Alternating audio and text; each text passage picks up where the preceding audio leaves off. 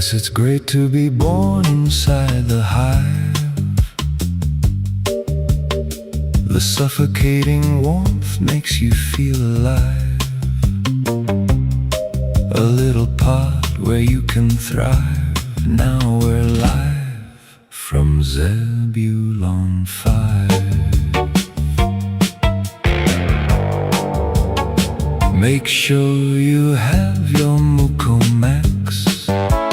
Maybe you can afford some after tax.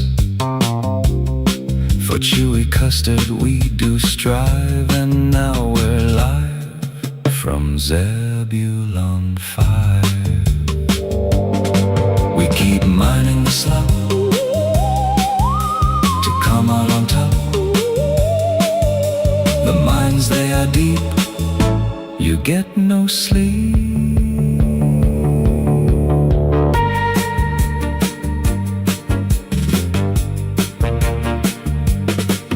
The elites are worried about trust, as into you buttocks they thrust. Don't you worry, they have no lube. You can be distracted by the tube. Let Fist and Aaron soothe you, sweet dulcet tones to wage to.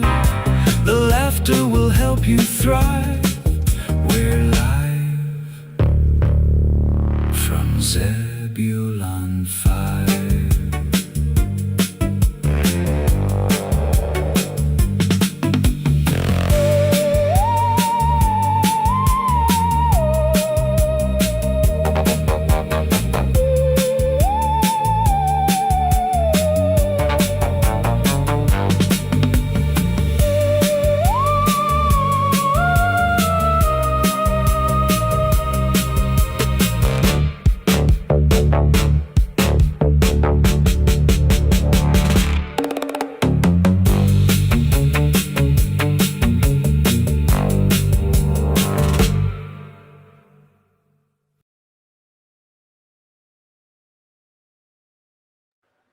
Welcome, compliant employee of the planet Earth.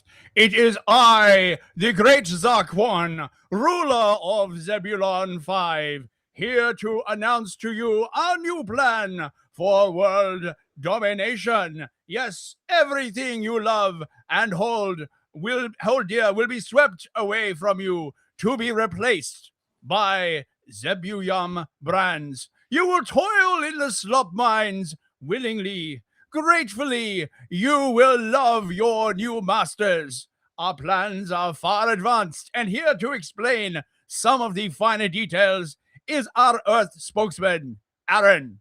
How you doing, mate? Sir, why do you sound like Keir Starmer? It's vague, but it Actually, seems... Oh no. Keir Starmer is slightly less expressive. Yes, Aaron, we've called you in here today to like basically sort of get your sort of plans, your ideas, right? To explain the new plan that is coming along for the people of Earth, which I understand that you have a distant, somewhat tenuous relationship to. Is that correct? Do go on. I mean, of course I have a plan. What? Well, according to our personnel file, your clade, your slave group, was originally sourced from DNA taken from Earth. I mean, you did know that, presumably. Obviously, your great allegiance is to Zebulon 5, but there is still some genetic connection to Earth, which is why we plan to like put you front and center, actually, in explaining the new world, the details to the Earth population. So like the Burger King? Is that kind of what I am, but for Zebulon? Yes, but without the racial slurs. Oh darn. Actually, we need some like good racial slurs for like humans, For right? humans? Like yeah. What do you think the aliens call us behind our backs? You know what I mean? Nose havers, like the small eyes, Small eye, you know. the short whites, the you know, the panoply. I mean, you know, this raises a very, very interesting question, right? Like, you know, we've heard about how all the different planets, right? You know, you got the tall whites and the, you know, the small browns and the medium yellows and the reptilians and na. Are they all ethnocentric planets? Because that's kind of like the way it's sort of portrayed. You know, you've got a world for the Nordics and you've got like a world for the, you know, what the mantis, the bug people, right? We've got like a world for the greys. I mean, isn't that a bit racist? Shouldn't they all be like living side by side in like harmony? You know, the mantis people alongside the Nordics, and you know, sort of, you know, living in harmony, overruled by some kind of like horrible totalitarian state, you know, ruled, you know, that is principally composed by another alien species that's, you know, very good at merchant and accounting. Well, you know, if you wanted to destroy Zebulon brands, that's what you do. But, you know, I know you're not suggesting such a thing because Blabra is listening and she wouldn't be so happy with that one, sir. She certainly is listening. Jesus Christ. No. That's no, look, there's no need to be scared. That's just her way of saying hello, right? Instead of instilling fear at the same time, right? The great dark ones of HR sort of really blend this idea of like fear and friendship sort of together into like one sort of, you know, indistinguishable ichor or mass, right? So like, you know, like, look, she won't look, as long as you keep up your performance goals, right? We definitely won't like toss you in a pit with her brothers or anything like that. They're all noodly. But Aaron, this will be a great opportunity for you, right? This will necessitate you being lifted out of the slot mines of Zebulon 5 and relocated to the slot mines of Earth, where you get to work and sell out your fellow species brethren.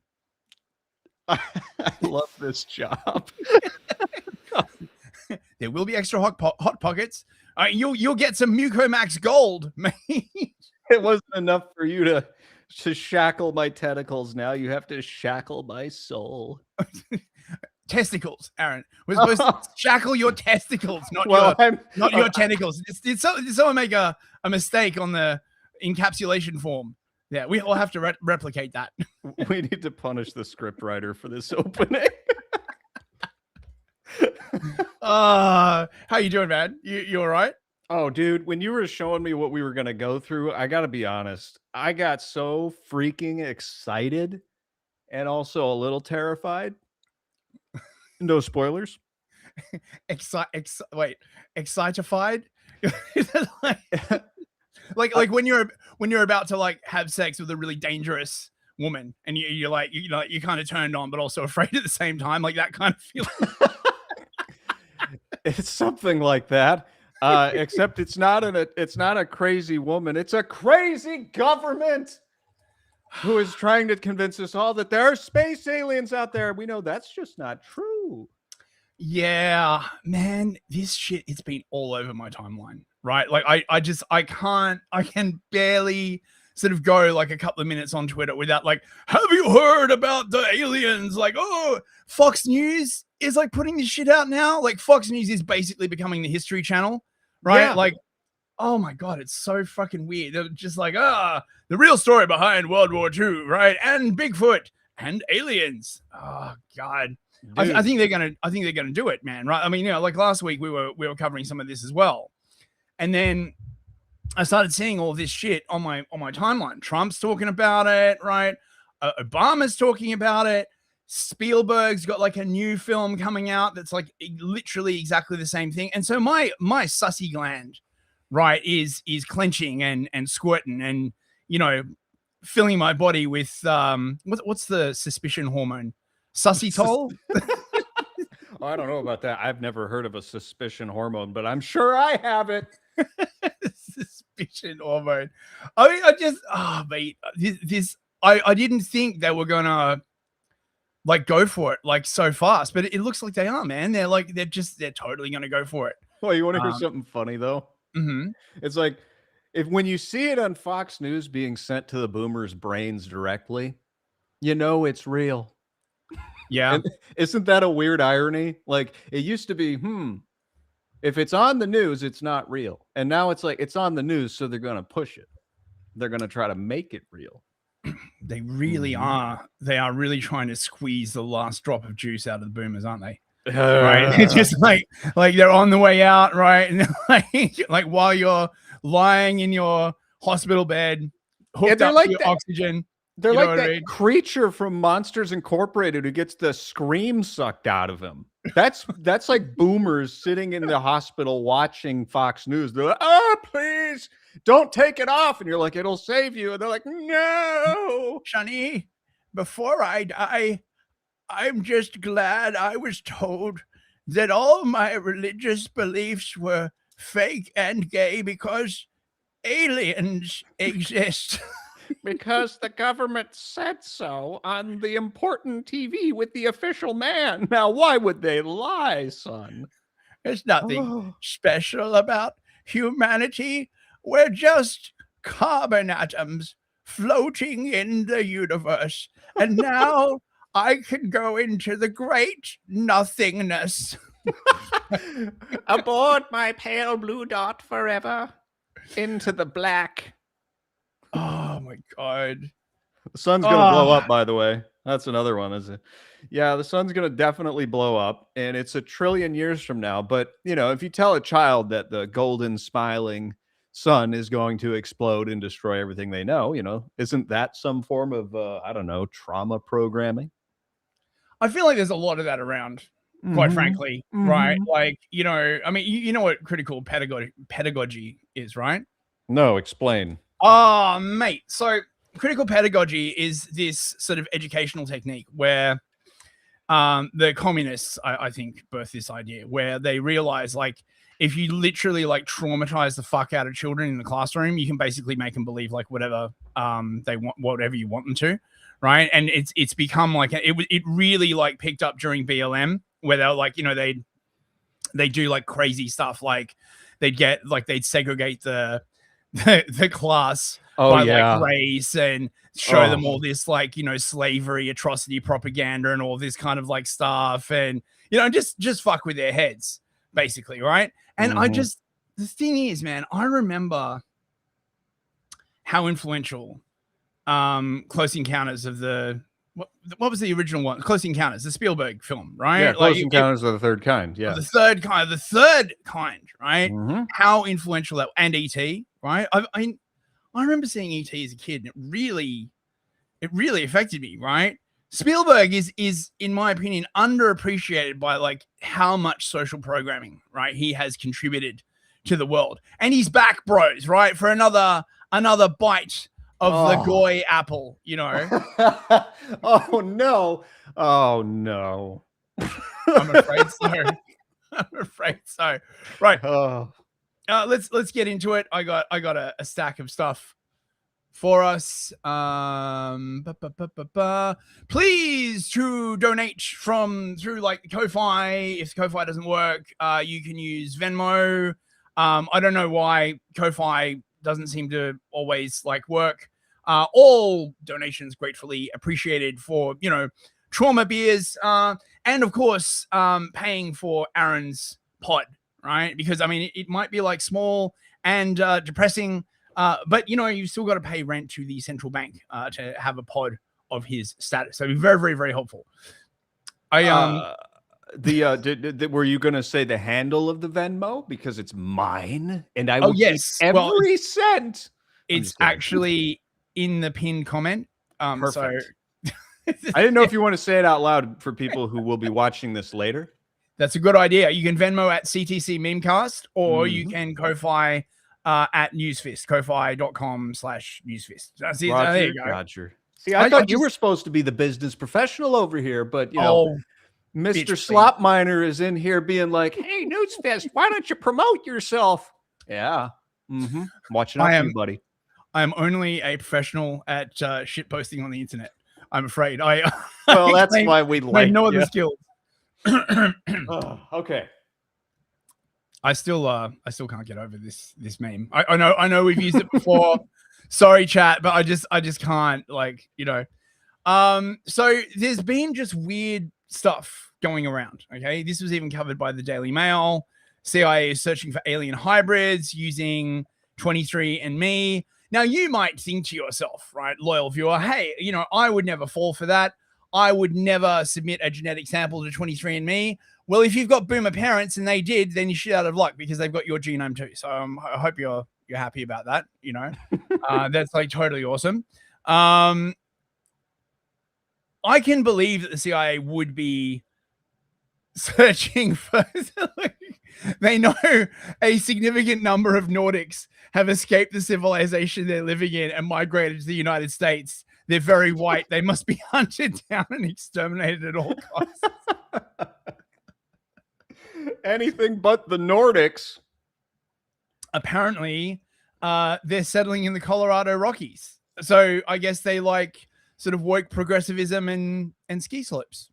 You know, Oh, right? ooh. You know, expensive coffee and skiing in the Rockies.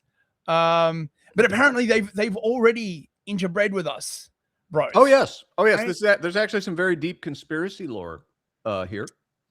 So Well, I mean, sorry, please go on. Please go on. Oh, I was gonna say, if you're an American, you can flip over your driver's license in some states and see something that says RH factor. And if you've given your blood type to the government, that'll say positive or negative. And I can't remember which is which, but apparently one of those means you're a freaking alien. That's according to conspiracy theorists. So, you know, flip that thing over and let us know so we can send your name to the government. Well, that's good to know, right? And then, like, look at this shit, right? Even the White House is like posting this crap. Okay. Look, this is, bros. This is it. This is the clearest clip of a UFO ever. It looks like a zit. I'm convinced, bros. Okay, right. Look, I don't want to hear anyone in the chat saying like, "Oh, this is fake." Not after this piece of video. Are you ready to be amazed? Right? Are you ready for all of your doubts to be destroyed? Check it out.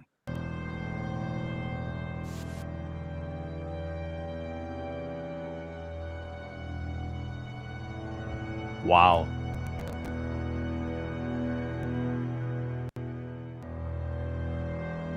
It's a marble. I love how they put the spooky music underneath it, like the tense music. It's a balloon. It's a fucking balloon. You can even see like the thing hanging off it in a couple of like frames. Oh my god! Are you saying you don't believe? Yes, okay. Yes. I am. I am saying that I don't believe, and I am saying that it is much more likely that this, even if it is like in any way real, the focus of government is going to be on its social engineering aspect, right? I mean, like, where is all this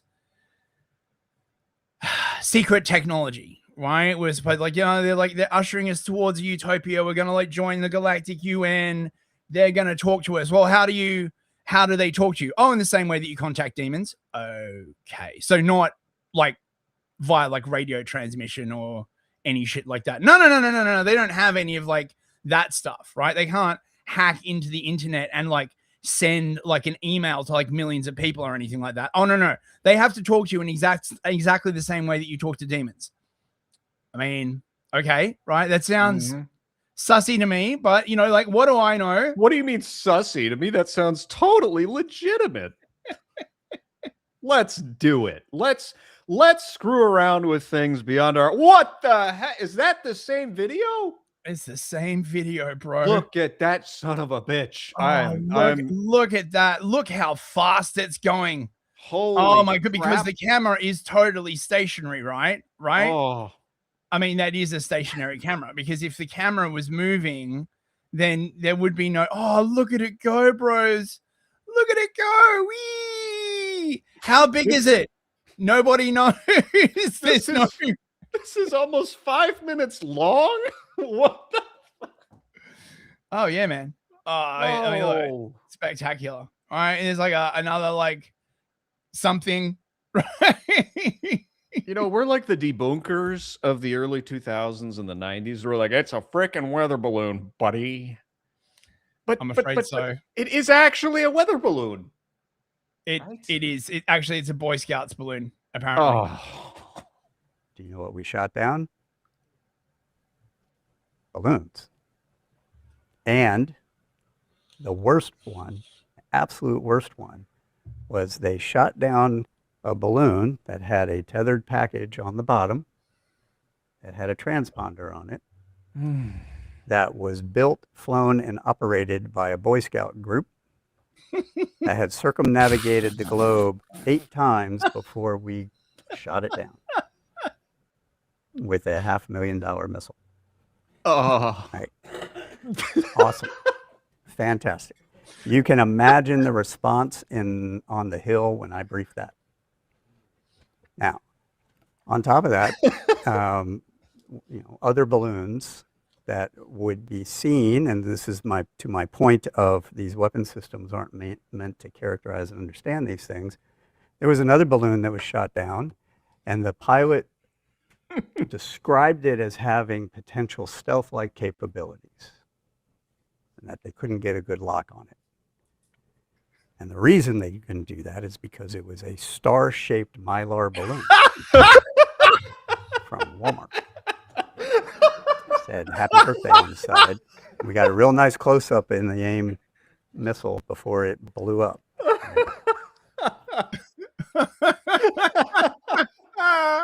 I gotta be honest, man. I need that guy to read me bedtime stories. It's a stealth. It's a stealth missile. Right? No, okay, but this one, Aaron, this will convince you, bro. Okay. Right? This is not just another like blurry like picture from like a moving camera in black and white with no detail whatsoever. Right? This is the real fucking deal, mate. See? Like, yeah. Look at that, man. Oh, wow.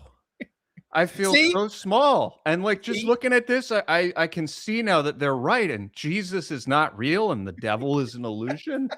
And hell doesn't exist. And this is all we got. And I'm sorry. I gotta go like smoke weed and drink a handle and eat some more hot pockets. Yeah. And another thing, Aaron, is you've got to reflect on like why nationalism is bad and how we have to like open Earth to other forms of life. You know what I mean? Right? Like, you know, and be part of like the galactic universe, right? There's no room for, you know, banding together around ethnicity, right? It's a new time. And look, it's glowing, bros. That's not like the sun reflecting off like a Mylar balloon or anything like that, right?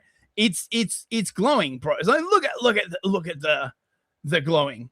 It's got little jets around it. You know how I know it's real? I saw exactly that in a movie called Close Encounters of the Third Kind. Have you ever heard of that? I don't know, man. It's kind of a cult hit. Yeah. Look, there it goes. We have some super chats already, actually. Wait, do we? Oh my God. Yes, we do. I would politely remind the listeners and contributors, if you would like me to read your chat on the air, please include a fake name because I don't see them or screen names or anything on here on Venmo. So if you don't have one, I'll just make one up. Yeah.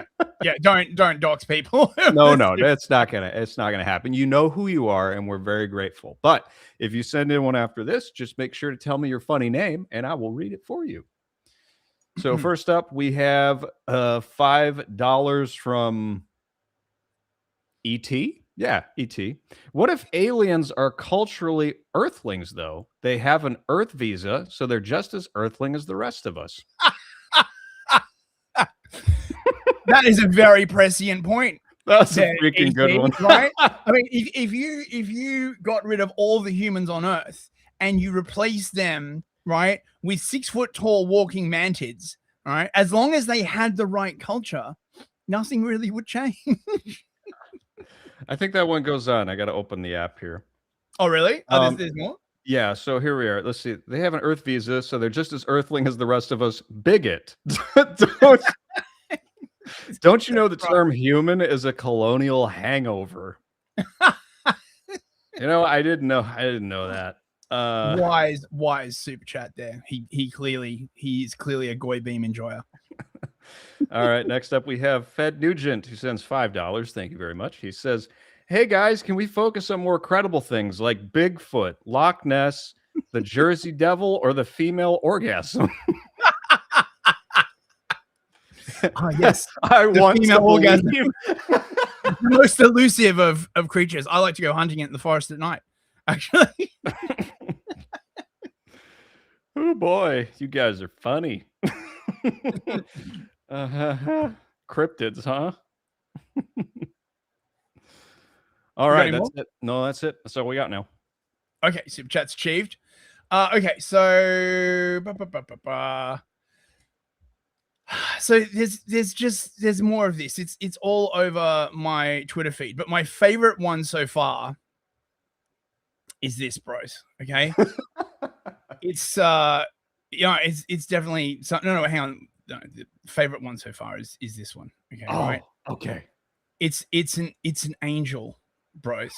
Check it out. Look at this. Whoa, it's someone being raptured, bros. Whoa, you literally like see the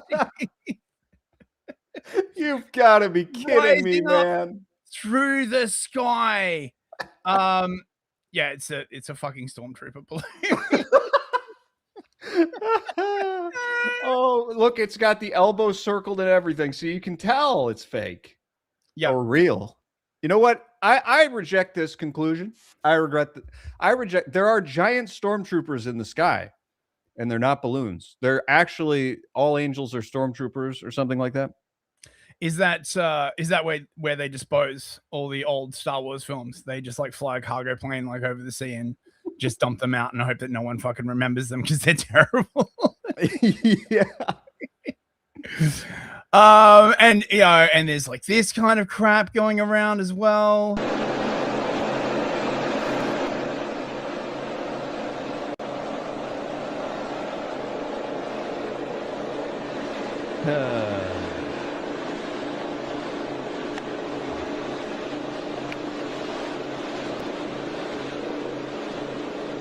Okay.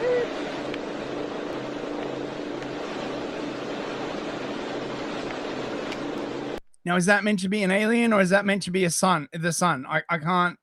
It kind of looks like there might be a little thing in front of the sun there. Oh wait, Here it is. Yeah, look at this. We're either being surrounded by friggin' UFOs or the Coast Guard. If I want us in, there's 1, 2, 3, 4, 5, 6, 7, 8, 9, 10, 11, 12, 13 lights we see there. They've been coming on. They were 7 lights. Truly amazing camera work there. yeah. I'm convinced, bros. And there's another thing I just want to point out. A lot of these clips, they're all like the same, right? They're being shot from a moving aerial camera. Now, when you do this, and you're filming an object that is mostly stationary, you get this thing called parallax. And this like basically explains it like really, really well. So if the camera is moving, you get this, and every single UFO thing I have seen is this, right? Like, but the object is stationary. It's the camera that's moving relative to the object. You see what I'm getting at, right? So to the uninformed observer, it looks like the object is like speeding over the landscape, but the object can actually be like completely stationary. You know, I sense that you don't believe in levitating tennis balls. Well, I mean, no, I see exactly why what would you're a saying. tennis ball This is what all of them look like. I know, every single one. Yeah, like it's crazy. Like every single one of them looks like this, like just over and over and over. I gotta start like posting this at people, like, you know. Oh, what is this? What is this here? I like this. Below is a pic I took in West Bumfuck, Ohio. The UFO was about 25 feet off the ground and 50 feet away at the time in a Rutabaga field. It was approximately 100 feet in diameter. You can easily see the 4 window ports and 5 easily identifiable entities inside. The War Department has stated it is one of the clearest images ever taken of a UFO. You know, it's I give it a 10 out of 10. It's better than all the other ones the government has released. And then we're seeing all this schizo shit come out again, right? So, you know, just for like the pure like schizo. United States sent 12 soldiers to a planet. Why 12 soldiers? Shut the fuck up. Don't think about it too hard, right? In 1965, 12 American soldiers boarded an extraterrestrial spacecraft heading to Serpo. Serpo? Serpo. That's what it's called. A planet in the Zeta Reticuli system. Zeta Reticuli is where all the grays come from, in case you didn't know. They stayed there for 13 years. How? I mean, don't worry about it, right? Mm-hmm. Only 8 came back. 2 died on Serpo. 2 chose to stay forever. This is the story of Project Serpo, the most classified human-alien exchange program in history that this guy just happens to know about. Well, thank God we have Twitter, and otherwise the truth wouldn't get out. Uh-huh. Mm-hmm. Revelation was made in 2005 by a former government insider. He was inside the government, all the way inside. The details are insane. Telepathic aliens with big black eyes. Advanced technology we still don't understand. In a 10-month journey through space, they left. They lived among them. Some never came back. But we're still not supposed to know about it. So, like, yeah, just fuck it. Listen to this. Like, this is fucking proper schizo tier. It's fucking awesome. They've been hiding this alien exchange program from us. In the 1960s, the US government engaged in a top-secret program with extraterrestrials from a planet called Serpo in the Zeta Reticuli star system. Here is what happened. After the famous Roswell crash in 1947, an alien survived called EBE-1, and it began communicating with the US military. After months of back and forth, EBE-1 arranged for a human-alien exchange program. Then in 1965, 12 American soldiers left in an alien spacecraft to Serpo. The journey took 10 months, and the team stayed on Serpo for 13 years. They learnt about the aliens' technology, culture, and way of life. Here's some of the details. The Serpo inhabitants were benevolent and had humanoid figures, but with differences such as large eyes and access to telepathy. Oh, but it gets dark. Out of the 12, only 8 of the members returned to Earth, and they brought back vast amounts of knowledge. 2 of the members passed away on Serpo. Can we see this knowledge? Like, No. You can't see the knowledge. That would ruin it. Come on. would it? Would that knowledge perhaps have anything to do with like why Christianity is like completely and utterly fake, and you know you should like be a materialist, and Well, you know? I mean, they had Alan Watts narrate the video. It can't be a lie. I think this is AI actually, but yeah, Well, I know it's AI. It's just Alan Watts' voice. I should know that. And imagine this. 2 chose to remain. The members that returned lived out their lives under new identities. This information was leaked by a former government official in 2005. But it raises 2 main questions. What did we learn from Serpo? Or more importantly, how did the 2 members pass away? Yes, that's the most important thing. We have another super chat that's actually relevant to this content, and then I'll read the other one. Nice. Fed Nugent says he sends $5. Thank you. He says, please, let's see here. Please, professionals know it's called Slurpo. The Serpo pronouncement is a Gnostic anti-citrite conspiracy. Slurpo. Slurpo. Oh, mate, now that is a great name, right, for the new amphetamine-laced custard drink that That's we're so like. That's so weird. That was my nickname in college. Get your Slurpo on. And then the other one was Andrew Corrigan. He says, it's my handle on YouTube. It's not a dox. I just wanted credit for my first one. He was ET before. Thank you. Yeah, I know. I'm just being safe, okay? It used up all my Goy Beam time to come up with it. Also, keep this money for yourself. fist is posh enough. The Goy Beam told me so. There's nothing wrong with being posh. Thank you very much. And Actually, we got oh, sorry, we had one more come in. Can I finish real quick? yeah, go for it. Yeah. Okay, this is from Zeke Buckaroo, the man behind the music in the intro and outro. He says, I have it on good authority. If the aliens try to claim asylum in Texas, there are active warrants for their arrest for probing several rednecks in Ennis, Texas. There's lore there. I can sense it. Annis, Texas. Oh, come on. I didn't realize that Texas had an anus. Well, now you know. Now you know. And Arakeen Green Moon said $5. Thank you very much, Arakeen. With the way it is described, how to contact these aliens, I can't help but think about the analog horror stories, which is a new way of describing a phenomena that was first tried to be expressed through the Cthulhu mythos. Also, one Mucomax, please. Yeah, well, no, exactly. I mean, I think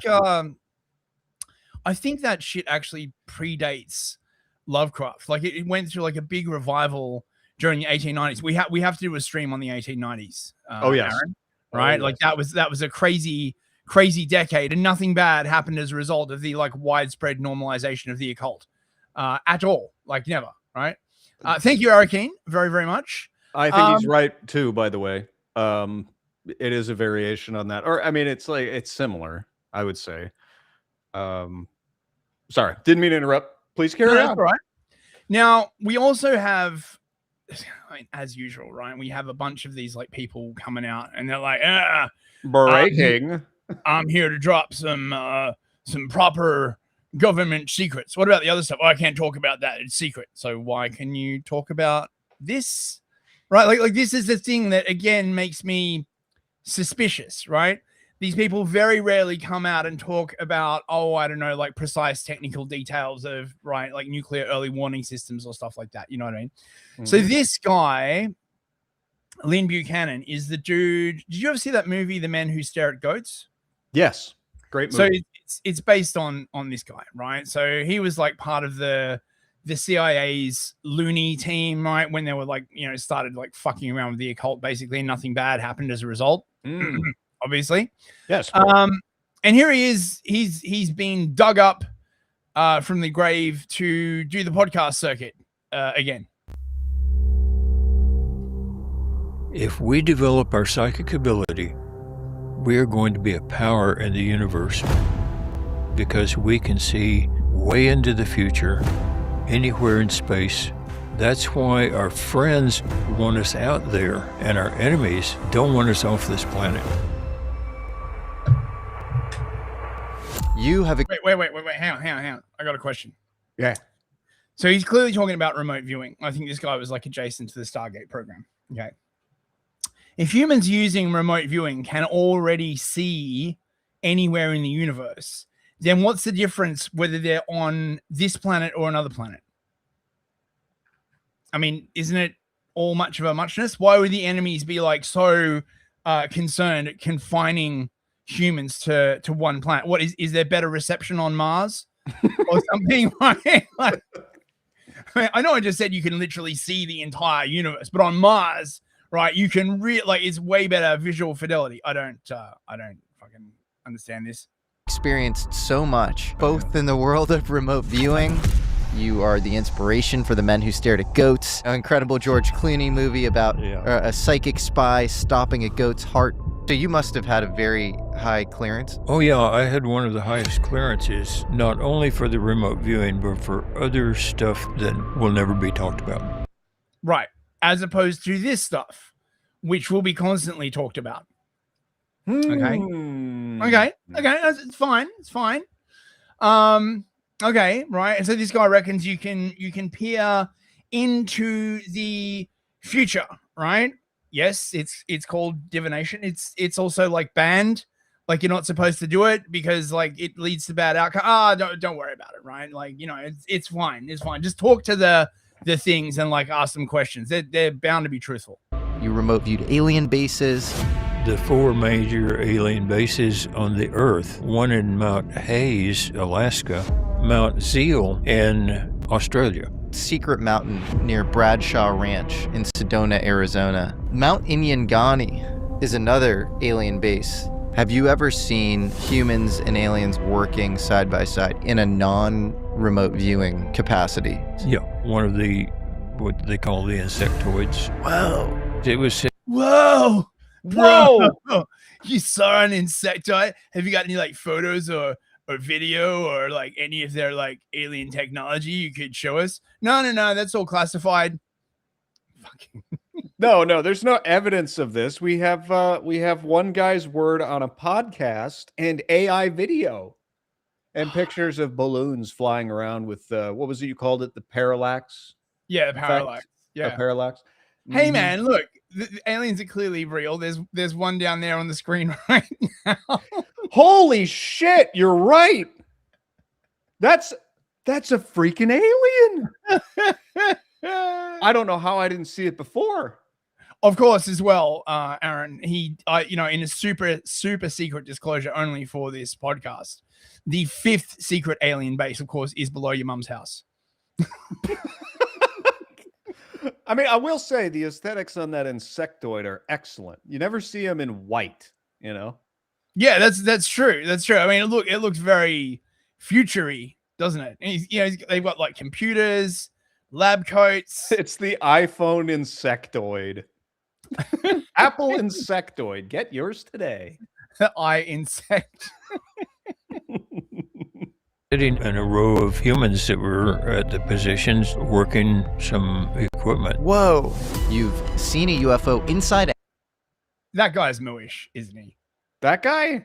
Yeah. I don't know. I'm getting that.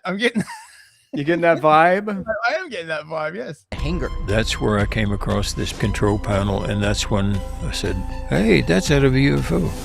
So how do you fly a UFO? Dang An it. impression of a hand on it. Where you put your finger over the hole controls the ship. The alien was there. He took me up front. He was the pilot. Wait. You pilot? Wait a second. You pilot the alien ship like you're playing the flute? I mean... Wait, so they have a human hand-sized... Wait, I'm paying attention to the AI video. I'm being silly right now. No.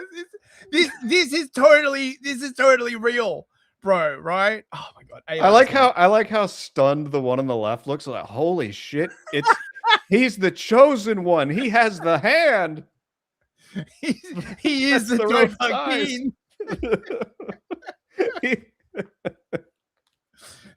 All he's got to Wow. do is do a fuss rodar, and the fucking starship like just shoots forward. Oh, God. So I tried it, and I learned how to do it. So he's saying he could do it. Yeah. That's amazing. That's amazing. You know, if you People like- shoot it, if you do it in a room that has books in it with a couple of Shure mics and you light it the right way, it has to be true. Oh, that's true. That's Yeah, true. this is I mean, this is the updated version of the Official Man newscast. That's what the big podcast scene is.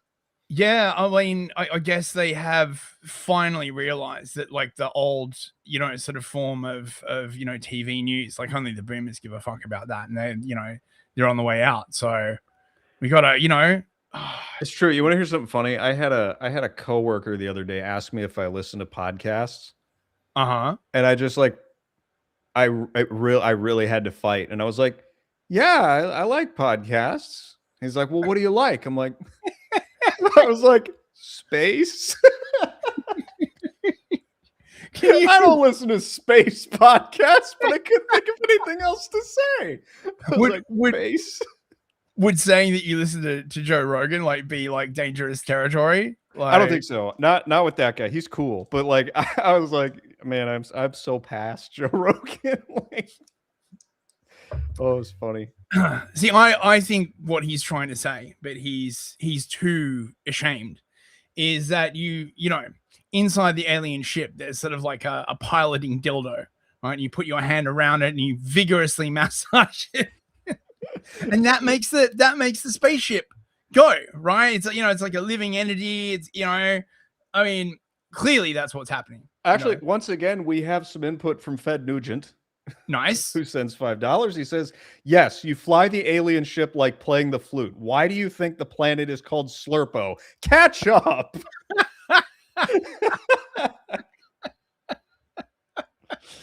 When you do the advanced alien ship piloting degree, do you like learn to use your tongue?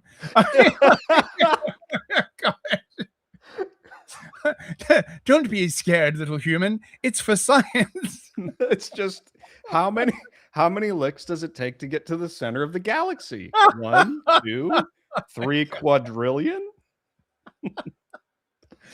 Oh, dude. Like you with high psi powers, elite level skilled. Yeah. You can do a lot. We can change the weather anywhere in the world. This takes mutually. Really? We can change the weather with our thoughts? Yeah, apparently so, man. Amazing. Assured destruction to a whole new level. The Russians No, look across actually, the battle. that's true. You can change the weather with your thoughts. Because if you think a little too hard, your little island on Hawaii gets all fiery, you know. It's amazing how that works. Oh, bro. Field and kill their enemies by stopping their hearts. Our government was afraid of us. With the remote viewing, there's no more secrets.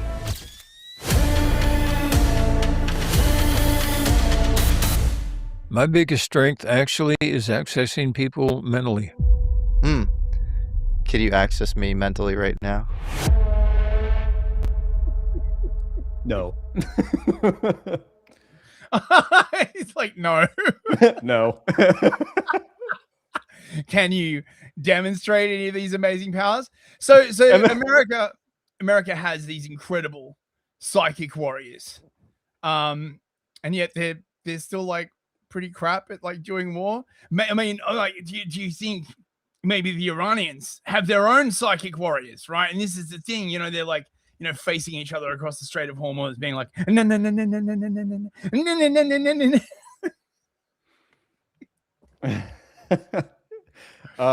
Andrew Corrigan sends $2. He says, do the aliens smoke Lucky Strikes? If so, they can stay. Marlboro smokers will never be a friend of mine. You take that back. I like both Marlboros and Lucky Strikes. So I don't know. Actually, it's a great call out. They're making another World War II movie called Lucky Strike.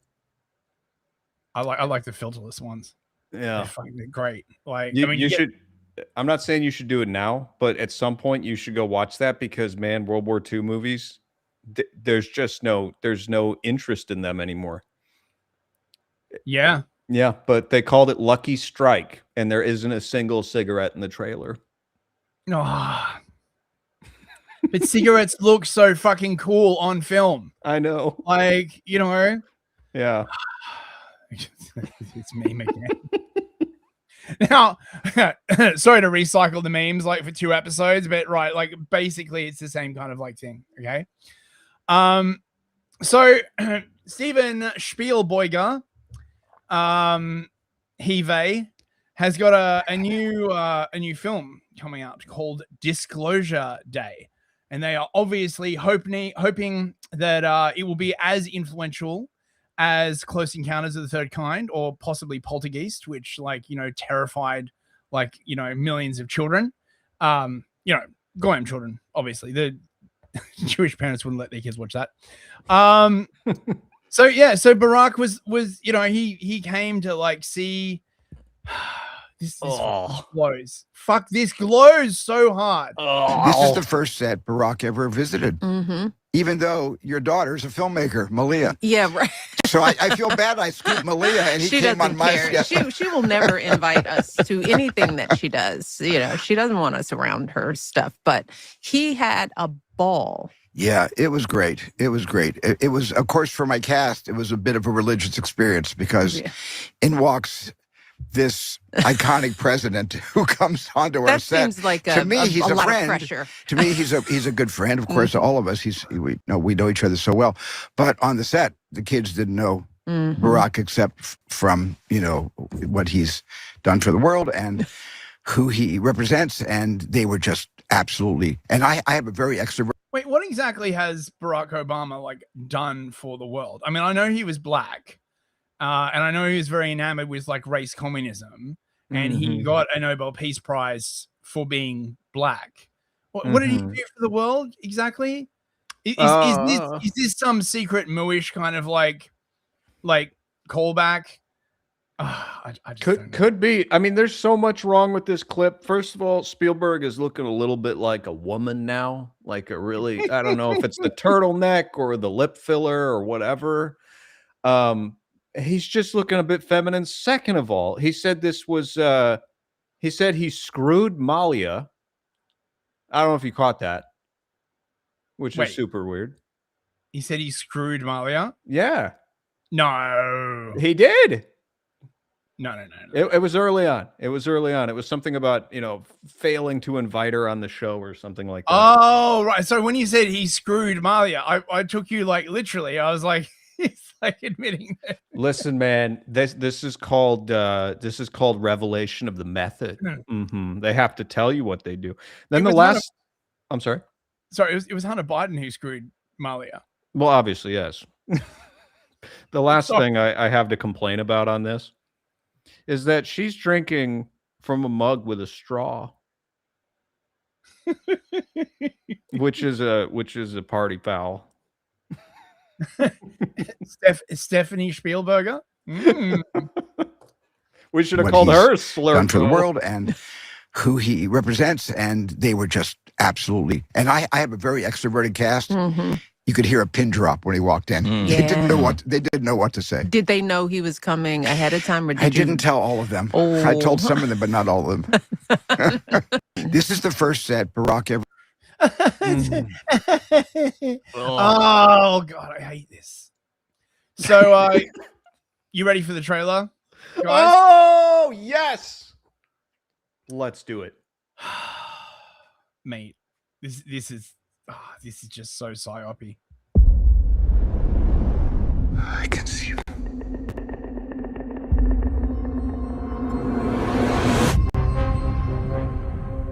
I am much more inclined now than I was when I made Close Encounters to really believe that we're not the only intelligent civilization in the universe.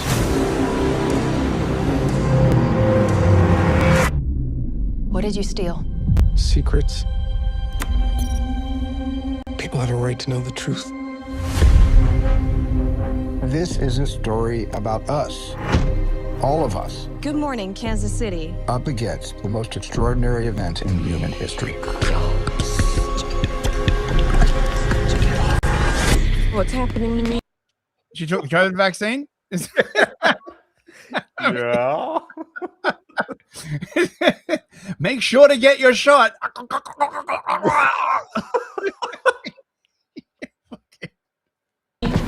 I'm frightened. I'm frightened out of my wits. You don't need to be. You have someone else. Daniel Kellner. Who is this? Do not go back to the house. They found you. I don't know who you are, but they're gonna kill you. The human race cannot accept what we know. We need to stop it any way we can. What am I doing? What am I doing? What am I doing? What am I doing? This 79-year cover-up of the truth has to end. 79 years. So what do they mean? Roswell? They're dating it back to like Roswell, because it's just weird, right? Like that's 80 years. That's the post-war consensus, right? Yeah, isn't that interesting? Are they subtly signaling? Try saying that 5 times fast. Subtly signaling that if the post-World War II order has to change, it will change on our terms. Thank you very much. Cyberchud sent $5. Thank you, mate. Vrillian was talking about this on Twitter. I don't give a good goddamn if they harvest our brain stems or turn our atmosphere into methane, as long as they're against Israel. Okay. That's good. Actually, so I wanted to make a point about this. Please. Because yes, it is. It is sort of very post-war to be super hyper interested in alien spacecraft and that sort of thing. Yeah. And if you go and you look up UFO research before this, you have some paintings of like people flying around in little spacecraft and things. But they really tried to sort of read the UFO thing backward into the war by talking about Foo Fighters. Yeah. You ever read about those? Yeah. Yeah, they're like atmospheric plasma. Yeah. Basically. Yeah, it was, and I mean, this is the thing, right? Like, the reason why the current alien mythos is post World War II is because it's sort of inherently technological, right? Like it's like all of the alien magic is couched in terms of technology, right? Like, you know, it's telepathy, but they've got like special alien boxes that like help you do telepathy, you know, or like, you know, the ships are like, you know, they're incredibly complicated. It's very of its time. Like there's from the point of view of like the classical alien thing, there is no such thing as magic, right? It's that Arthur C. Clarke quote about how any sufficiently advanced technology seems like magic to any sufficiently less advanced civilization. You know what I'm saying? Yeah. Are you going to keep going? Because you are cooking. That's good stuff right there. It's totally couched in a materialistic worldview. Well, yeah, I mean, materialist. I'm sorry.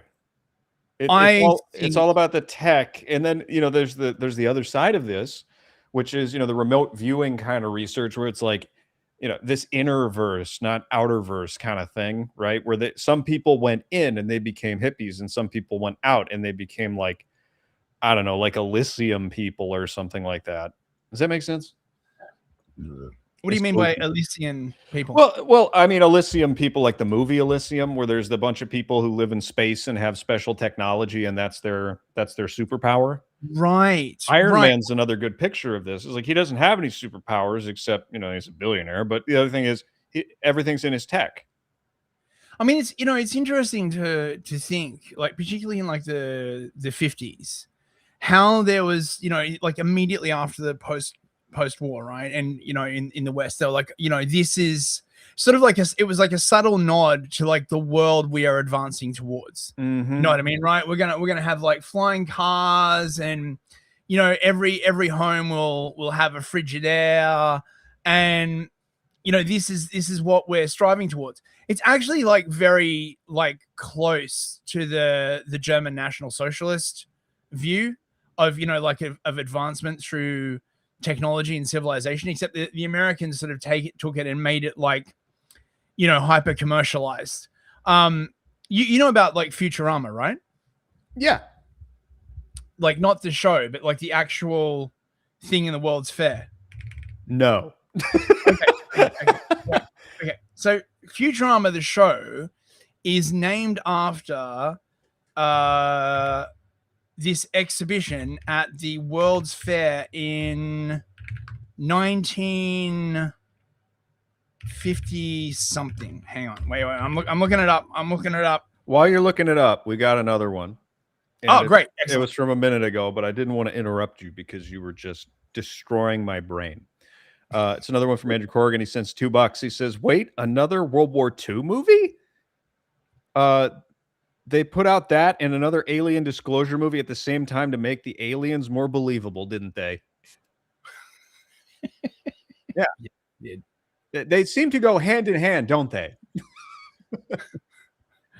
So it's from 1964. This, right, actually.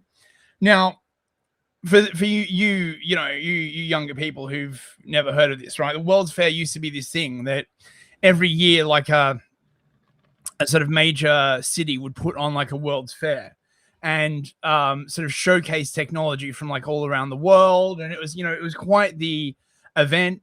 And they stopped doing them now because, I don't know, I guess their purpose had been served. But one of the most well-remembered ones is from 1964 in New York.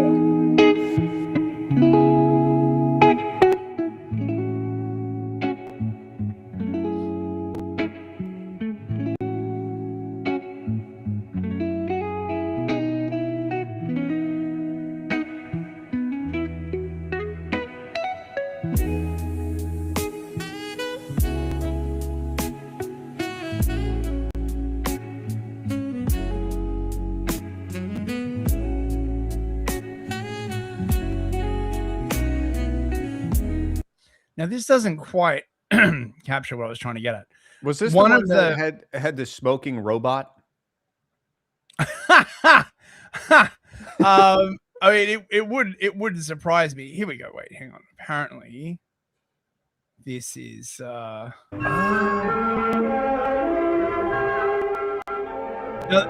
they had like an actual ride, and it was meant to basically sort of be like, you know, the city of the future.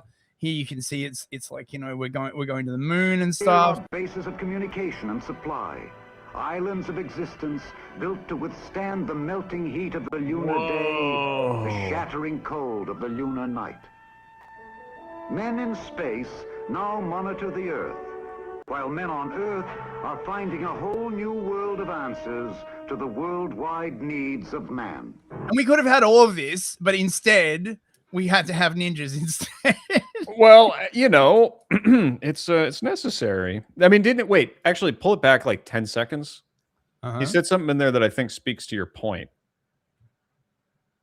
Answers to the worldwide needs of man. No, you got to go further back than that. He says some people are exploring space and others are attending to the worldwide needs of man. It was right there. Edge, their elastic train-like bodies conforming to every surface character of the moon. Here are bases of communication and supply, islands of existence built to withstand the melting heat of the lunar day, the shattering cold of the lunar night.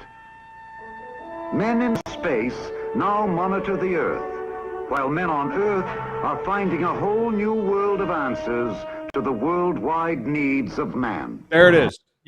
Yeah. There it is. You had two roads, and we tried to take both. And we couldn't.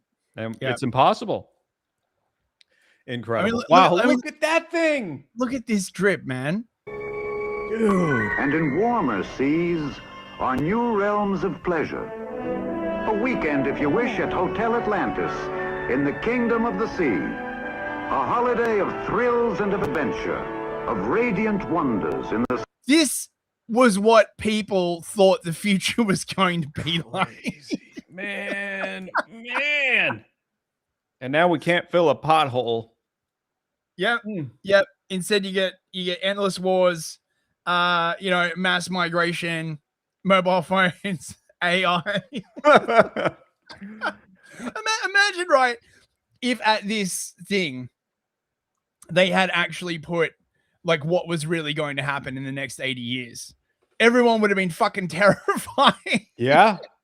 The once proud nation of South Africa. Yeah. Oh my God. Sunbright gardens of the sea. Fabulous coral reefs lead us back to the land, an equatorial land. Now, technology has found a way to control the wild profusion of this wonder world. A jungle road is built in one continuous operation. First, a searing ray of light, the laser beam, cuts through the trees. I love the enthusiasm from this narrator. But the bit I wanted to show... He was just talking about the Goy beam. Did you catch that? The power of the laser beam. Now, the reason that I got onto this was the way they portray like a modern city. People live today where they will. Neither terrain nor distance a deterrent to where the men of the city build their homes. All roads lead, as they have for centuries, to the great centers of commerce and communication, as the Continental Highway now leads us to the city of tomorrow. Plazas of urban living rise over freeways. Vehicles, electronically paced, travel routes remarkably safe, swift, and efficient. Towering terminals serve sections of the city, make public transportation more convenient, provide ample space for private cars, and from a lower level, covered moving walks radiate to shopping areas that are now truly marketplaces of the world. Now, I can't help but think that the communists saw this and are like, over my fucking dead body. Well, humankind, like, advance, right? Like, cheap energy and like, you know, we have to spend all the time like and all of this effort like making sure we have like another 10 billion Africans. Oh, Its traditions and its faiths preserved, there is new beauty and new strength in the city of tomorrow. Technology can point the way to a future of limitless promise, but man must chart his own course into tomorrow, a course that frees the mind and the spirit as it improves the well-being of mankind. Man, there's a lot of white people on that train. Oh, man. Oh, man. Sometimes I look at retrofuturism and I just get really sad. It's crazy, man. It's freaking crazy. Oh, yeah. Back to this. So back to this, right? So this was the future that was the future you were promised. This is the future that you got. We're interrupting our coverage. How will disclosure change us? I believe for the better.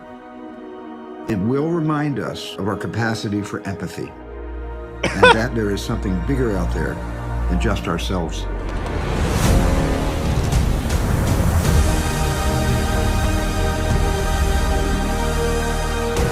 The only way to know your purpose is to go back to where it all began.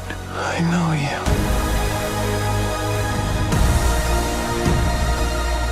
I know you do.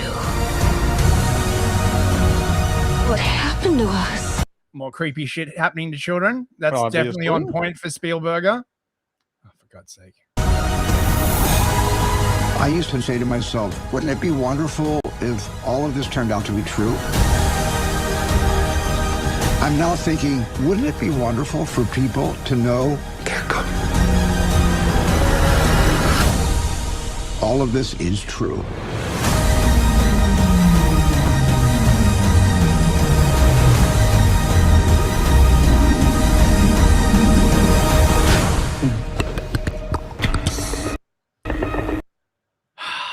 Ew. Sorry, CG animals, just no. Not gonna do it. Yeah, modern movie trailers don't know how to get you on the edge of your seat anymore. They just know how to bang big drum and lie. I mean, it just I don't know, man. The aliens are messing with your mind, making you see things that, you know, aren't there. Do these aliens like wear any particular kind of headgear? Dude, it's so Close Encounters of the Third Kind, for those of you who haven't seen it, it's mostly about a guy going crazy. Yeah, that's right. Yeah, that's right. Flight of the Navigator, which we're looking at right now, very suspicious steps coming out of the old pineal gland spaceship there. As soon as you showed me that, I was like, oh, the boy's going home. Had a hard night at the brothel. Yeah. I'm sad. Oh, God. I know. Dude. Morgoth. Totally nailed this. Spielberg, eh? I'll take a punt at it and say it's going to be about how humans are intolerant of the alien other who seems threatening at first when misunderstood, but we eventually see that white humans are the true threat with our unwillingness to open our minds to difference. And I'll probably say that, you know, the only reason why we're afraid of the aliens is because we're jealous of their great power. I think he's probably on point there. He's totally right. He's totally right. That's what it's always been ever since. I mean, you watch Twilight Zone or, you know, the one that everybody's seen. What's it called? The Monsters That You on Maple Street. I've never seen that one. Yeah, you have. You know, first we beam things to them and make them fight each other slowly. Yeah, spread. It's called the Monsters That You on Maple Street. Right. I remember that one. Okay. What's the movie with the big monster and there's a little guy on the spaceship and the army shoots him, so the big robot machine comes out and blows everything up? Day the Earth Stood Still. Day the Earth Stood Still. Yeah. So people have been, you know, this hasn't changed even back then, but back then it was arguably more aggressive because it was entirely about Western cultures being barbaric and crude. Like, you name it, there were movies about it. where it's like, oh, we see an alien and we just blow it up. Better empathize with them. Oh. Yeah. Always the same thing, man. They got like 2 tricks. Now, of course, fronted by weird white woman, because, of course, like just the amount of just psyopery around this film is just insane. Like, honestly, I'm sure you are getting asked a lot about your own personal belief as to whether there are aliens or not. I think it would be arrogant for me. I think it's arrogant to imagine that we are alone. Didn't you say that was Carl Sagan who said that? No, I said that was lifted directly from an interview with Neil deGrasse Tyson from probably about 15 years ago. Ah, yes. He described it as, I think it was indescribably egotistic or something like that. I see. She's just been coached on how to say this. And of course, Carl Sagan and Neil deGrasse Tyson are student and master and student, something. Right. It all comes from this pale blue dot bullshit that Carl Sagan put in a bunch of books. The man's a nut. If you ever read about Carl Sagan, or you ever read Carl Sagan and you try to objectively analyze what it is that he's saying, it's all just wizard spells. That's my opinion, my private opinion.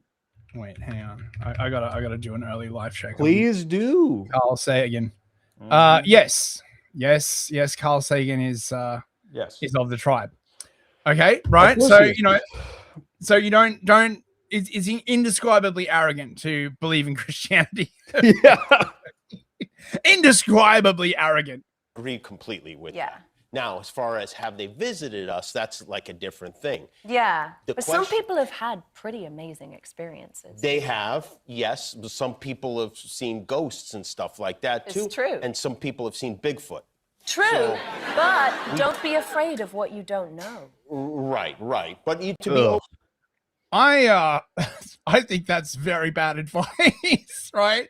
Like, don't be afraid of what you don't know. What, like Ebola, or like, fucking South Sudan, or hey, don't knock it till you try it. Here's some fentanyl for you. That's right. Exactly. Don't be afraid of things you don't know.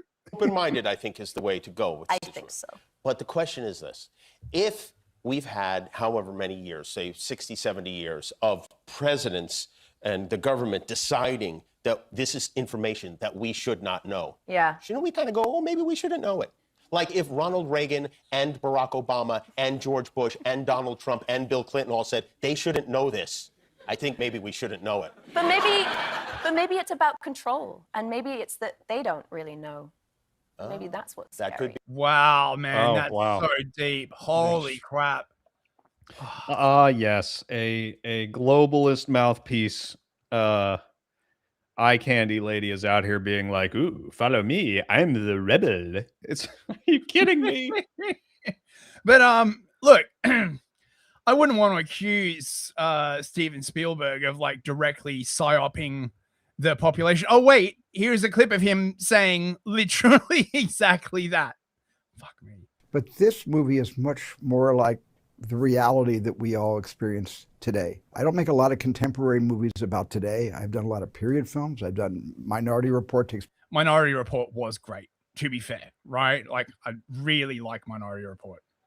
Place in the future, as does Ready Player One. I don't settle on the present very often, but we needed the present tense. That was the essential part of our creating, hopefully, a belief system. Oh, I see. You're creating a belief system with your film. I have no questions. Any purpose for this belief system? Just for fun. Mr. Spielberg. Oh my God. Like he looks so bad. So satisfied. He's just like, oh. This is ridiculous, man. Oh, I'm a director. I am a director. I'm so deep with my little scarf bandana. That the audience will say, "Oh my God, this is here. This is happening."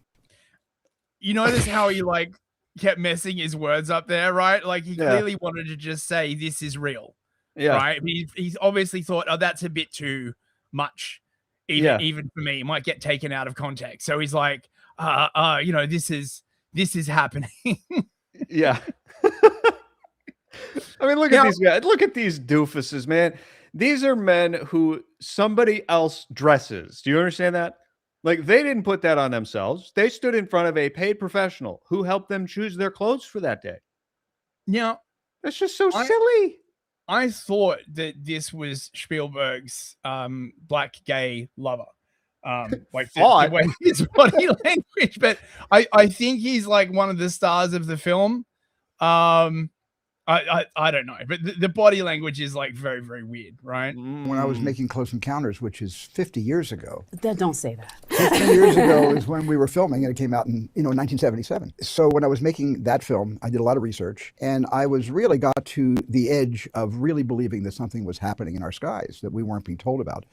But the imaginative part of Close Encounters kind of captured me, and I wrote it from my heart. It was sort of a wish fulfillment story, hoping that maybe a little bit of what I'm talking about in this picture might be true, but wasn't sure back then. And then 50 years goes by, and I made Disclosure Day because I really believe the things that I was only hoping were true back then are things that are actually happening now, today. No, I saw you talking South by Southwest at the end of the line where you said they're among us. I mean, look, I do feel like they're all around us. I mean, you can't not feel it when you see Artemis 2 and all of that stuff. What the fuck? Okay. Oh.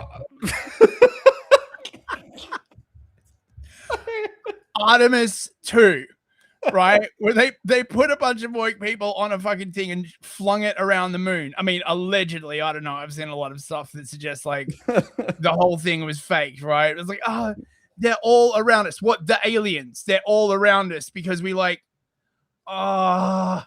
Dude, it's so weird for Spielberg to be sitting here saying, well, now they're saying it's all real. You realize he's agreeing with the Trump regime, right?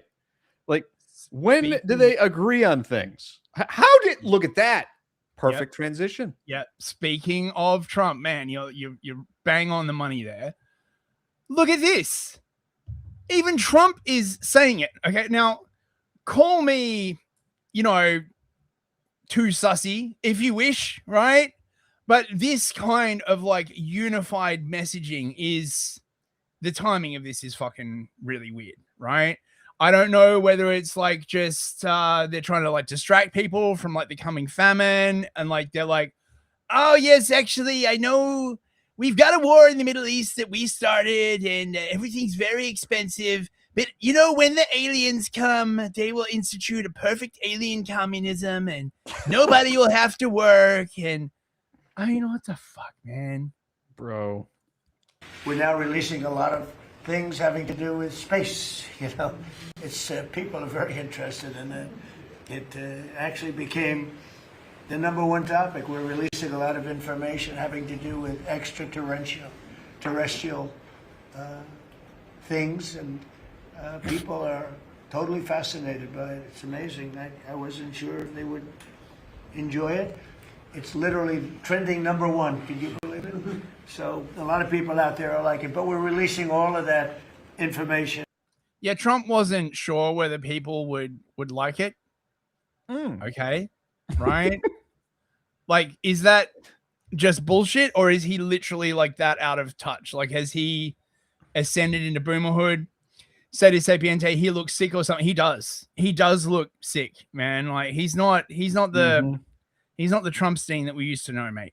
No, but I know this. I'm fixated on drinkware all of a sudden, but have you noticed their water glasses have hats? What's in that water?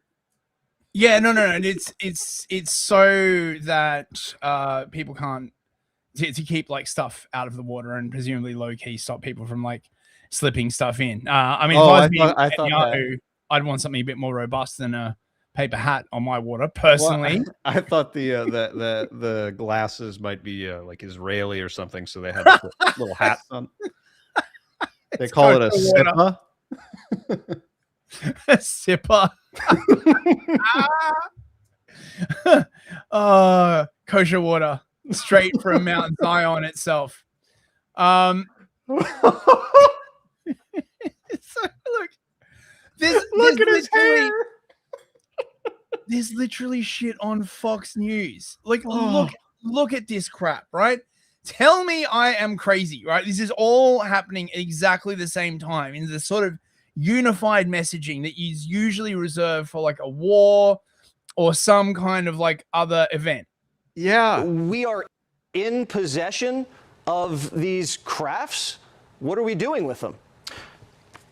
Yeah, Jesse, thanks for having me. I did testify in 2024 in November for the record and under oath that our government is in possession of material, exotic material that is not ours and possibly originates from somewhere else. And then I was also followed by other folks as well in later testimony who have discussed non-biological remains that were, non-human biological remains that were retrieved from some of these crashes.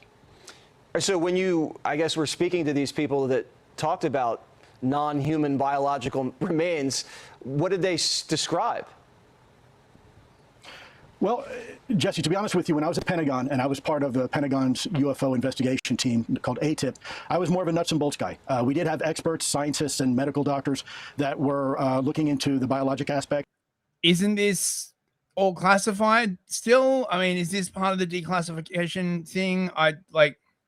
Fucking vague post more. Oh my God. And by the way, this goes way back, way before my time even. We're talking literally the late 1940s. And if you look at this latest document drop and video drop that this administration has authorized for release, there is an absolute treasure trove of information contained in this second tranche of information. Well, what do you think, what stands out to you? Oh my gosh, Jesse, how much time do you have? I mean, we could be here all day. The reality is that this is a topic that our government has been taking very seriously for a very long time, would go to extreme lengths to try to cover it up. And this administration means business. This administration is the first administration in my memory that's actually delivering on a promise to be more transparent and open with the American public about this topic. Look, this document, this last document tranche that was released, you had documents going back to the late 1940s demonstrating very clearly that the UAP, or what was known in the vernacular, the UFO phenomenon, is very real, and it is certainly a national security issue. These things have been encountered over controlled U.S. airspace, and frankly can outmaneuver anything that we had and still have in our inventory. And they're playing the footage of the balloon, right in the back. Like, look, you can very clearly see it's a balloon. Like, I don't know what. Like, this is so strange to me. If they were really going for it, you'd think they'd try something, unified, and they'd get Hollywood involved and, have all the politicians talking about, oh, wait a second. You're being a little bit suspicious there. Hang on. Right? I gotta take my goy beam. Give me 1 second. You got to take more noticinol, mate. You're like noticing too much. Now there's this story that's been floating around as well, that a bunch of people connected to the sort of UFO part of the military industrial complex have gone missing recently, and everyone's like, oh my God, right? Like, is it the government trying to like cover up like the aliens, or is it like Majestic 12 or like something? But I think a more prosaic explanation might be that they are trying to remove anyone actually credentialed who would come out against this bullshit, right? So for example, this guy William Neal McArsland, right? So he's an Air Force general. He's just disappeared apparently.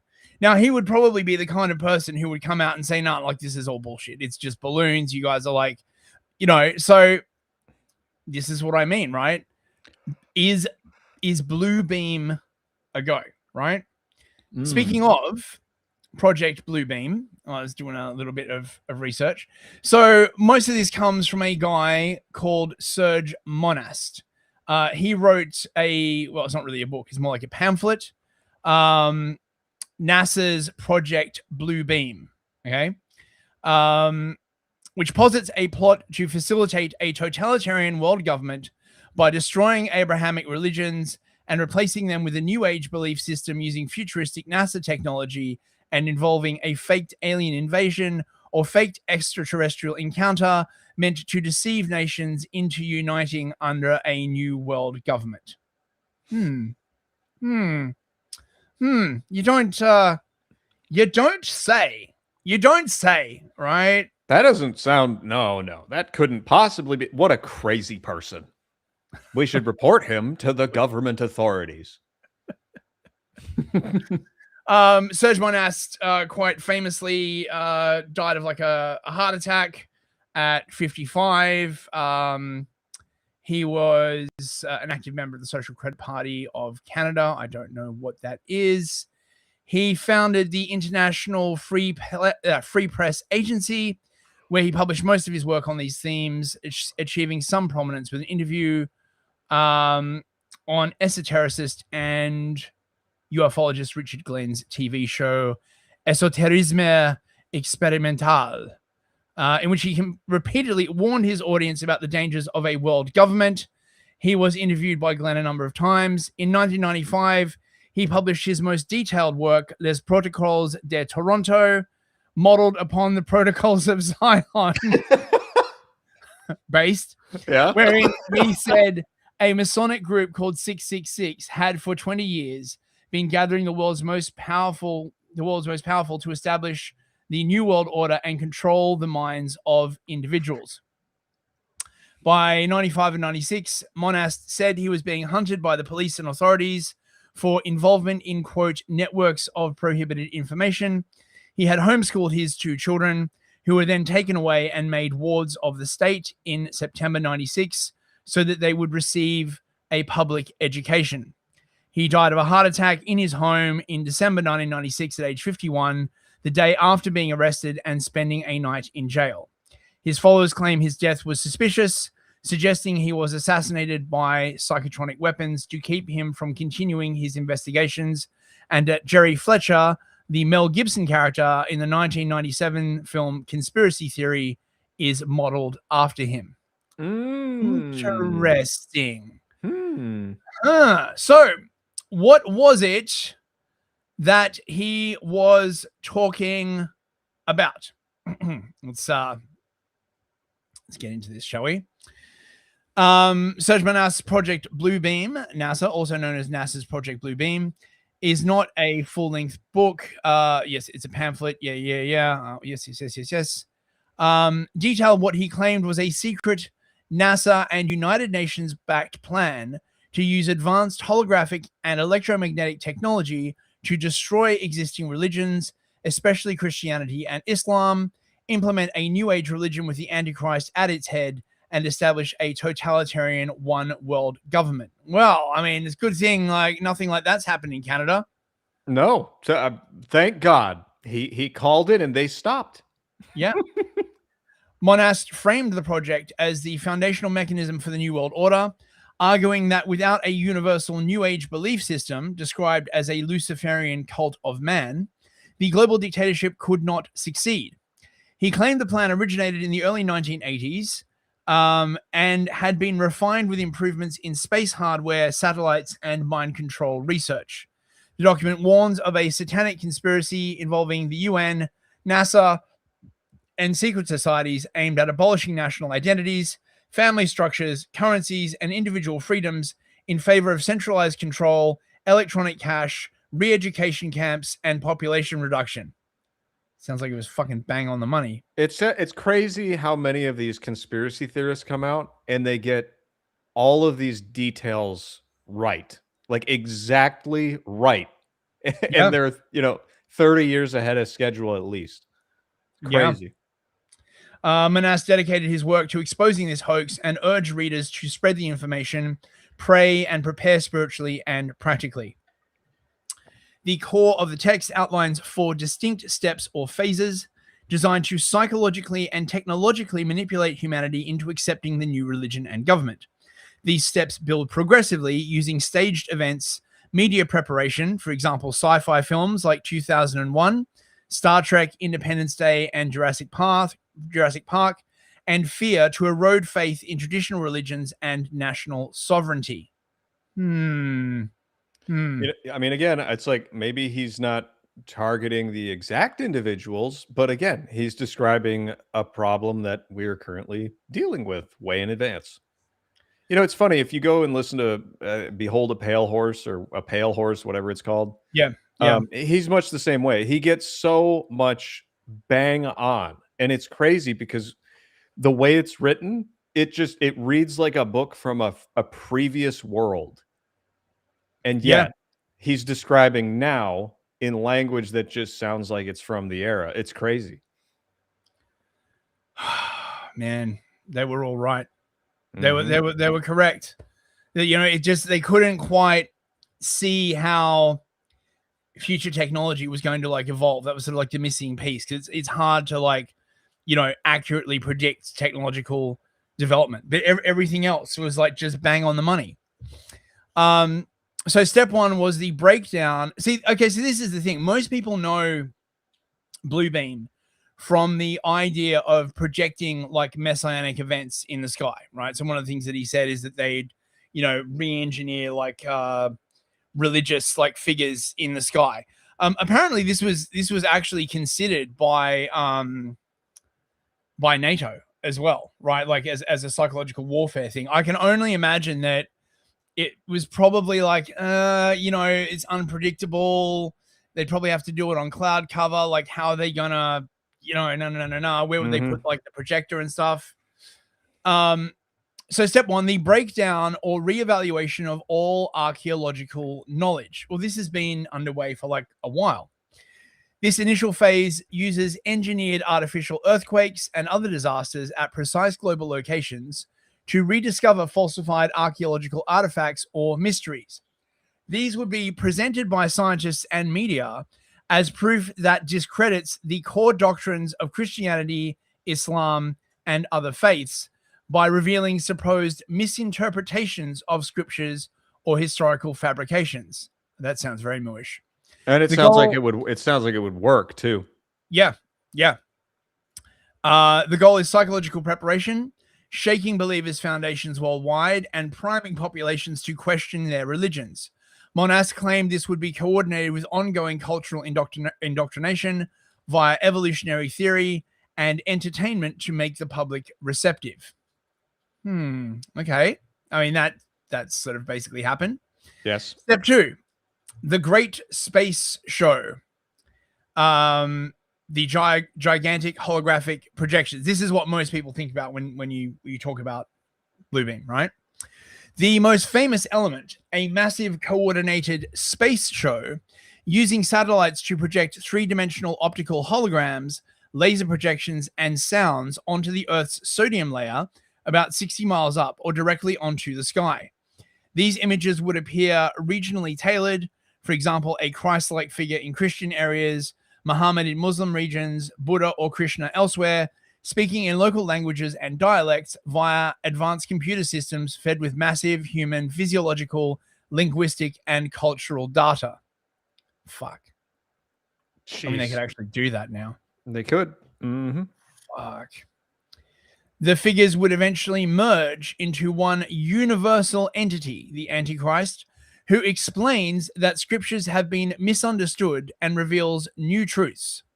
Accompanied by ELF, VLF, and LF waves for hypnosis and emotional manipulation, this would simulate apocalyptic events, the second coming, or extraterrestrial contact, causing global religious confusion, demonic possessions, and mass acceptance of the new Messiah. Monast linked early tests to UFO sightings and channeling phenomena. Bro. Step 3. Two-way electronic telepathic communication. Building on the holograms, this phase deploys satellite-based electromagnetic waves and microwaves to create artificial thought directly in people's minds. Computers would interlace these signals with natural brainwaves, making individuals believe their own god or deity is speaking internally from the soul. Drawing on alleged 1970 to 1990s research, brain-computer comparisons, Soviet experiments, NATO workshops, and microwave auditory effects, it enables two-way telepathy, behavior modification, sensory deprivation, or even remote hypnosis. The result? people receive personalized divine instructions supporting the new religion, while resistors experience induced illness, voices, or Manchurian candidate style control.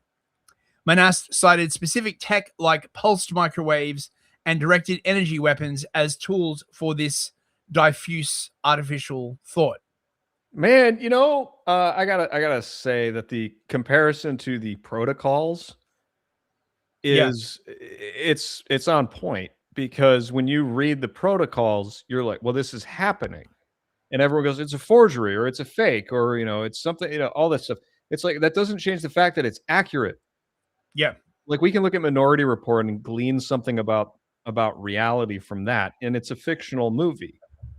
This is describing a model of future control that is happening at some level. I mean, I know I might sound like a conspiracy theorist, but that's what this whole show's about. So, Right, but the rewards for such a plan would be massive, right? If your goal is global control, right? If your goal is to reconstitute the Sanhedrin or something like that and like rule over the whole planet, right? What wouldn't you do for that? If you were that kind of person, right? Like, if you really believed like that you had the right to like conquer the entire world, why wouldn't you? Exactly. Step 4. Universal supernatural manifestations via electronics and supernatural forces. The culmination involves staged supernatural events to seal the deception. Why do you need to stage them? I mean, you could just literally put it on TV. I don't know. Just like, every fucking pride parade's a fucking supernatural event as far as I'm concerned.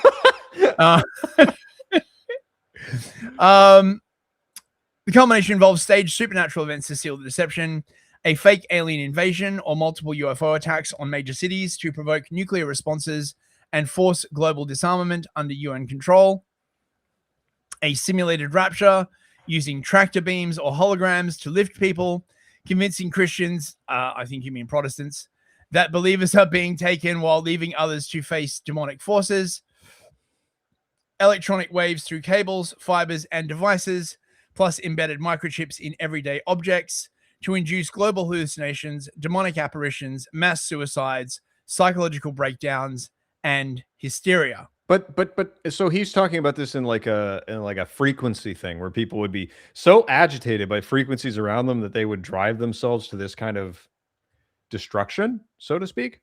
Yeah. That's sort of what we're getting low key now. You can look at your phone enough and eventually, people do crazy things by looking at their phone too much. Well, this is before the invention of the mobile phone, obviously, right? So like back in 94 when this came out, right? Like the big worry was stuff like psychotronic weaponry, wave weaponry, this kind of stuff, right? Like the technology had not advanced to the point where you've got stuff like Neuralink, for example, like everyone's glued to their phone. You didn't have like Twitter back then. So this is what I mean, right? Like, this is kind of like the weakest part because it's very, very hard to like accurately predict technological advancement, and unless you're like Ray Kurzweil or something, I guess. I understand that it's possibly like some kind of a metaphor, but I remember one thing your guest Stormy Waters said. He said something like, and I'm paraphrasing it, if you can look at your phone and have it ruin your day, you're basically already a victim of this kind of thing. Yeah. So anyway. Yeah, that's true. That's true. The combined chaos would drive humanity to desperately accept any savior, the Antichrist offering peace, even if it means surrendering freedoms. This phase ties into economic collapse, forcing the spending of reserves, introducing electronic currency via a superhighway of control. Oh, the internet superhighway. And leads to UN-led governance. Yeah, not the UN. It's fallen out of favor. With opposition funneled into re-education or extermination camps, or assisted suicide. Yeah. Man, I didn't expect a book about aliens to be so right and dark. Oh, I know, right? Did you hear about that guy in Canada right, who got talking with the doctor outside of Tim Hortons, and told him that he had like irritable bowel syndrome. And then the doctor like put him in a car and like drove him to like a maid center and had him killed. What? Yeah. He got his license suspended for 6 months for that. So apparently this doctor, he's like basically like a fly by night suicidoire, right? Like he only had 2 of the 3 chemicals that you need to put someone down like available. And so like the dude started breathing again, and he had to have another doctor in to come in and like make sure he was dead. Oh, Canada. Oh, Canada. Oh, Canada. Monast emphasized that the technologies, holography,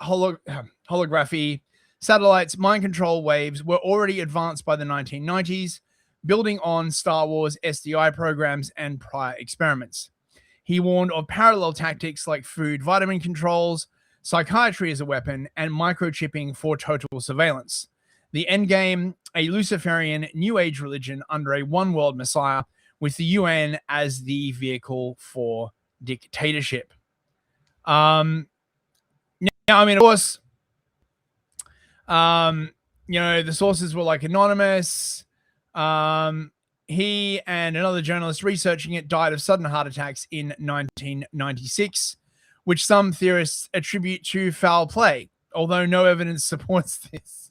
Okay, just weird timing, basically. Right? Wow. Yeah. I'm afraid to read that book, because it just sounds pretty much.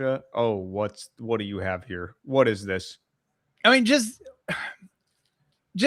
never let it be said, okay, that this idea that if there was like an alien invasion or something like that would be like a way to unite everyone behind it. I think they left it too long. I think if they were going to like pull something like this, the time to do it would have been like in the 90s or the early 2000s.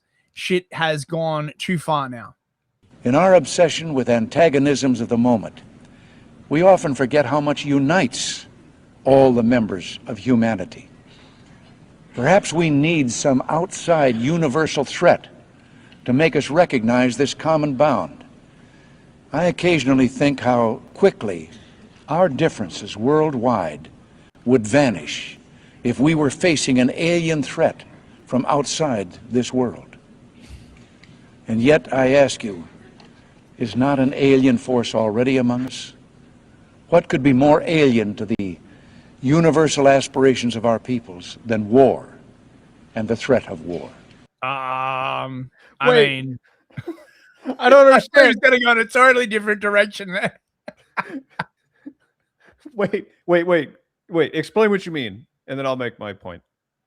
I mean, an alien force among us. I don't know, man. Like it sounds a bit. It's a little. You're right. It's a little on the nose. I can't. I'm so confused, Fist, because this is Ronald Reagan. Ronald Reagan is our guy. Yeah, he gave us, the economic thing, and he was like a cool cowboy actor guy. He's our guy. Also, how is war alien to humanity? Precisely. Yeah. Right, like the one thing that humans invariably do throughout history, like always and all everywhere. Oh, it's very alien. What the fuck are you talking about, mate? So wow. So yeah, I mean, I've got the actual book, but that's worth a read. That right there. Yeah, I really should. There's probably some details in here that are going to be even more crazy. Yeah, I suppose there's stuff you're not going to get from a grok summary, but the whole thing's like 35 pages. I couldn't like read all of it. But that's it. That's the end of the stack, basically. Dude, I gotta admit, I'm a little shaken. Oh, how could he's so cute? Just look at the cute little alien. I want a little pet alien. Come on. All your fears will dissolve, right? Just think, have a soothing sip of Muco Max, right? Let the caffeinated custard disperse through you, you know. Sorry, I'm just watching this little alien as your voice lulls me back to sleep. He's so cute. He's so cute. I should try to like isolate that GIF for like you know. Yeah, we could put him down in the corner and just have him dancing the whole time. And Yeah. He's just vibing, right? He's like gonna, you know, he's gonna take over your planet, but he's gonna look really cute. Well, he does, like, that's their secret weapon, right? They'll rock into like cities and everyone will be like, "Oh, yeah." They're killing everyone. Oh, but they're so cute. You know what? I'd rather be. Maybe this is the psyop behind Grogu. Grogu's going to take over the planet. Yeah. I don't watch Me neither. Star Wars slop. I'm not watching that shit, man. Like on Twitter, they put out a thing. They're like re-releasing like the restored version of the original Star Wars, right? And they've been like clipping like scenes and putting it out, right? And I tried watching a little bit of it, but stuff has changed so much. I no longer can suspend the disbelief. Like I can't get into it, right? Like I know what they've done to it, right? Like I know, like I know it doesn't work on me anymore, right? The nostalgia bait is just, it doesn't work. Like, remember Star Wars? Yeah, I remember, right? Like, have you seen what's fucking happened to us since then? Don't worry about it. Just remember. Well, yeah, I don't want to fucking remember. It makes me feel fucking sad. So, you know. Yeah, and if you go back and you watch a lot, and I mean a lot, of science fiction from the era all the way up to now, I would say grab yourself a Muco Max, sit down and look at it through what you know now, and it's going to be a completely different experience. Flight of the Navigator is a completely different experience when you know, it used to be one of my favorite movies when I was a kid. But there were always creepy vibe things about it that when I watch it now, it all just looks like the steps on the spaceship. It's like, how can I not see that symbol there? And I can't watch anything by Spielberg now without thinking about the poor actress from Poltergeist. Right. That poor fucking child. Like, dude, like, it's ruined. Like all of my childhood is ruined now. Right. Like I can't go back. There's no, you know, there's no going back. Right. There was a time. Sorry, go on. I was saying there was a time when Spielberg was associated with like cheap thrills and great special effects, and you know, making like dumb good movies. You know what I mean? And then somewhere along the line, he just started making things like Schindler's List, Saving Private Ryan, and he started being like Mr. Serious Filmmaker, and now he's in charge of this thing called Disclosure, and he looks ridiculous. What's funny is that he's actually starting to look a little like Tom Hanks, and Tom Hanks is starting to look a little like Steven Spielberg, and I believe that the meld is almost complete. I mean, you remember E.T., right? Yeah, dude, E.T.'s a freaking creepy movie. So, like, you know, when I was a kid, I saw like E.T. I was like, the cute little alien, right? And like the bad people from the government, right? They just, you know, they want to take E.T. away, and he's dying because he doesn't have like enough love from a small boy. Yeah. When the alien gets drunk, the kid gets drunk. They're connected like psychologically. It's so, given what I know about Hollywood now, right? It's so fucking like sus, right? The alien just turns up and like the kid just accepts him. He's awesome, right? He can like bring the dead back to life. Isn't that how like what happens? Like he brings like a bird back to life or something. It's been a long time fucking since I've seen that movie. Like his finger glows. Yeah. He's like E.T., right? And the kid doesn't get some like weird disease or like the aliens there. I mean, sure, they look weird, right? And they have a funny accent, but really you should just accept them into your life. I can't help feeling there's like a deeper metaphor here somewhere that I'm like, Oh my God. You know, there is something, you know, so I say it's creepy, but it's also really funny to go back and watch these with all of this in your head. We were like, oh, so this is a movie about Steven Spielberg. Okay. And then it's like, oh. Yeah. Yeah. Oh God. Fucking. I don't know what I'm gonna do. Like, I mean, the other problem with nostalgia is the way that they've just been strip mining the living shit out of it. Like anything that has any cultural value to whites, they've just been strip mining the shit out of it. I mean, they're doing it with the Odyssey now, right? Like, no, the Odyssey is not like a, you know, incredible like tale that's like the foundation of Western civilization. Don't you know Helen of Troy was black? You're all we got like a feminine. It's like, dude, like, oh, just fuck off. So I just, you know, they got that friggin' very special boomer who just had his show canceled. Why can't I think Colbert? Colbert? Colbert. Yeah. Yeah. He's working on the new Lord of the Rings. Do you know that?